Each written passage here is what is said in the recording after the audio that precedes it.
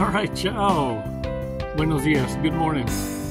Look, before we get started, we're going to do a breathing exercise. We're going to breathe in deep and then release together. This is to kind of ease up on the suspiros. How do you say suspiros? Suspiros. That take your breath away. That kind of when you're triggered. We need to transition that. I need you to understand that you're the trophy. You know, back in my day, before this drizzle, reverse narcology being played out right before your very eyes, notice the only ones that it bothers are the rejects. It's the same ones that protest. You see, they got to find something to be angry about. They're very bitter people. Very bitter. When we do this breathing exercise, I want you to reflect on this also. Think about this. Has it ever crossed your mind to ever go to the hospital to find a healthy partner?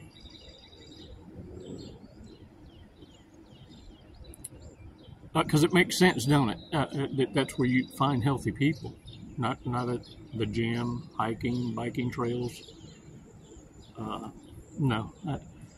Same difference, though, like whenever people think they're going to find healthy people, where hurt people go to cope. And that is, are you ready for this? Fixing to give you suspiros. Take your breath away. Take your breath away.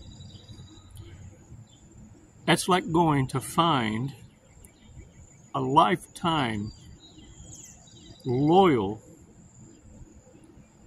person, because this is where they pull together. At the clubs,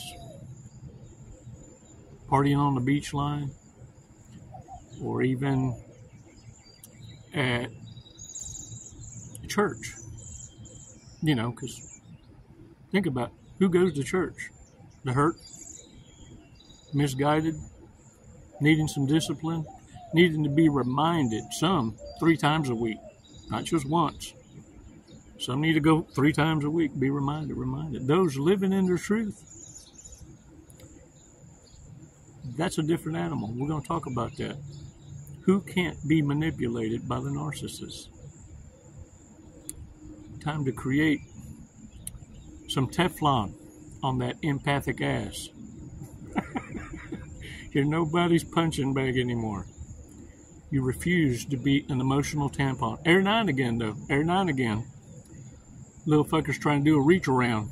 And you catch yourself on the tug of the emotion. Kind of, you gave them a taste of, oh, and then you catch yourself. Oh, the man. Yeah. And your cutoff game is right there. Like, if you're looking for somebody to feel sorry for you, you need to move on. And look, y'all. I say that because that's what y'all's thinking. But I want y'all to understand that I actually say it. It don't mean you need to be. Because you need to also be prepared for their explosiveness. And see, there's a certain way that shit like that can be delivered, where narcissists know that there's always the notion of understanding among men. If it comes to blows, I can hold mine. Can you hold yours? And so don't y'all go off popping off at the mouth thinking, because narcissists ain't got nothing to lose. The only thing that puts me in that position is neither do I, and I don't care. That's the worst enemy for the narcissist, see, because fire can be fought with fire. You can't be bought. And we're going to talk about how you can do that for yourself and still have to commingle, co-parent, or work in amongst them. You need to be prepared and have an idea of what it looks like to posture. And in your case, not become the target. That battle is not for you. This is a war for narcissists and their other selves. And they got too many for you to be acting like you're going to fix all of them, much less one. The one that entertains them all. the one that created them. It's not about you, it's about them, themselves and legions. And they end up ultimately all by myself. Let's do this breathing exercise, y'all. Don't get carried away.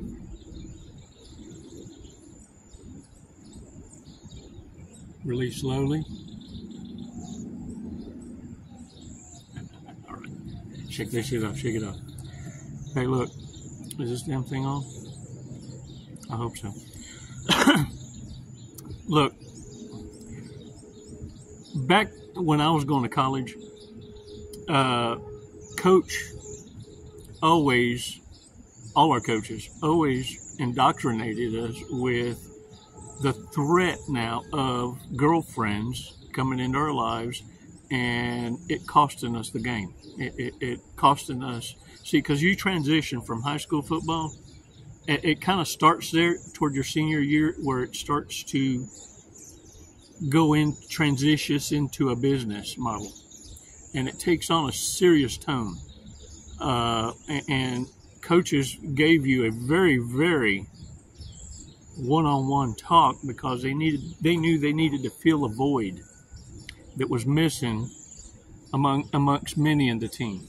And they had to serve it up in a way where, yes, they're not only the coach, but a father figure. And so back then in locker room talk, or not locker room talk, the girls that got rejected, which were many that pursued and got rejected, every now and again went squeak through the crack, right?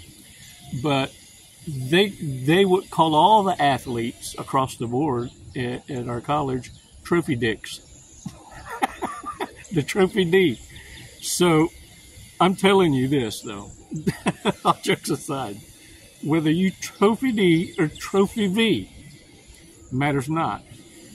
What matters is if you are being ridiculed, if you're being insulted, if you're being exalted for a position you take and live by because you have a moral compass that guides you, then understand you're living right. Because a narcissist's last defense is exactly that, to start to smear you, to start trying to ruin a reputation that you don't have to defend. It defends you. Look, healthy folks end up building a closer bond or relationship to their God, whatever that faith might be.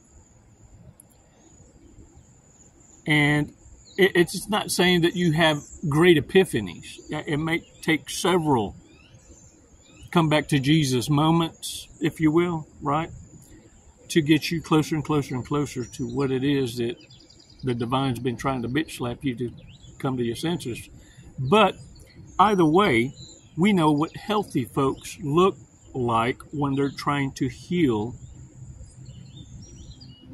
when no one is paying attention to them. See, they're drawing toward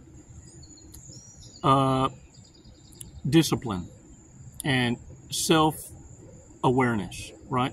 Narcissists, on the other hand, it's like the polar opposite. Polar opposite. They're going to go toward the ones whose shoulders they were able to cry on. They're going to go back and revisit the harem closet, you see, because they seek comfort in others. They seek validation in still being wanted, even though the want, they understand fully, is purely lustful.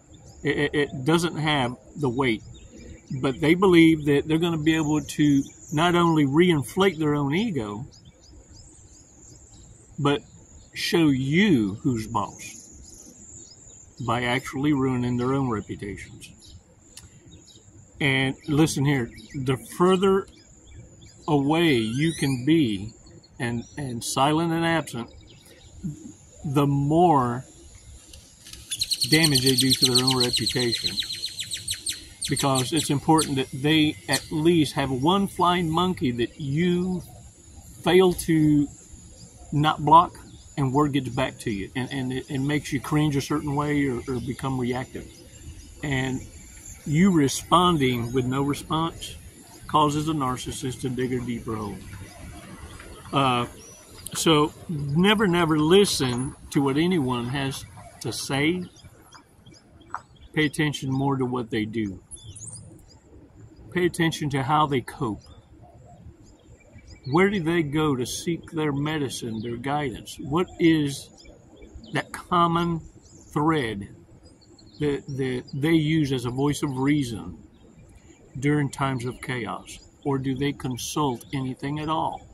Because let me tell you, ain't nobody got quicker feet than the narcissist running from the stew of shit that they stirred up. None. I'm just saying.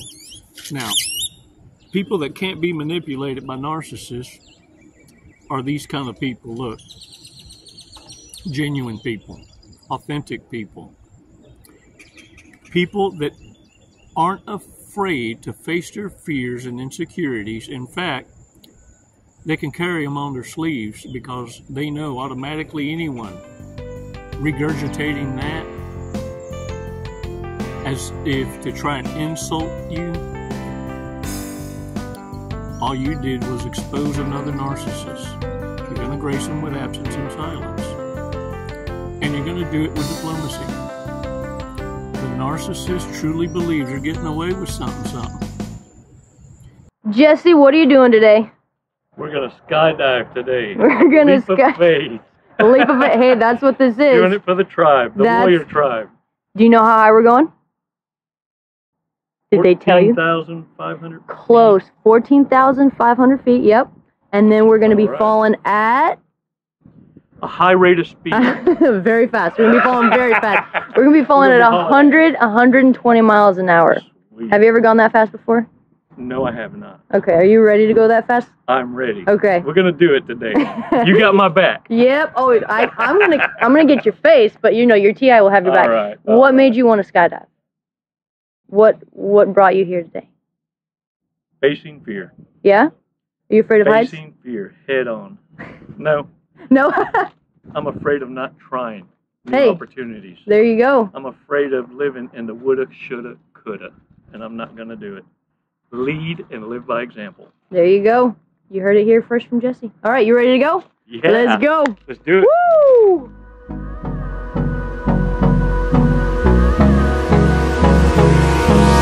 Hold me close till I get up.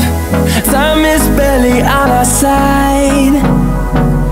I don't wanna waste what's left.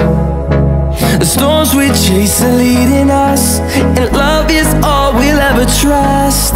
Yeah, no, I don't wanna waste what's left.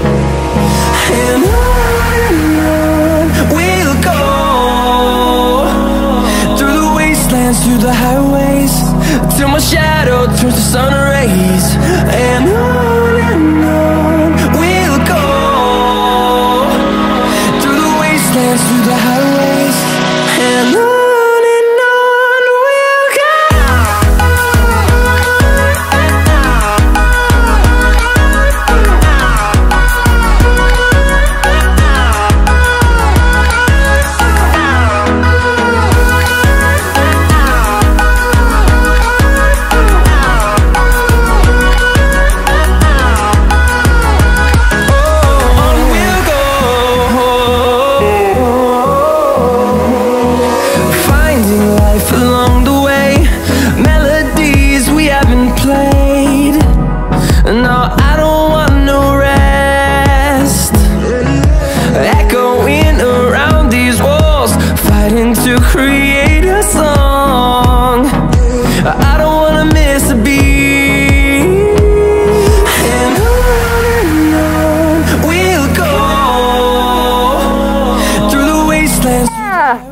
What'd you think of that? Loved it. Woo!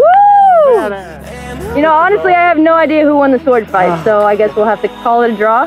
There you go. We'll have to do it again. All right, when are you going to get your license now? I'm going to work on it tomorrow. I'll be back. Jesse, thank you for jumping with us at Skydive Lone Star. Do you have anything you'd like to say? What an honor. Badass crew. I love it here. The hospitality, just phenomenal.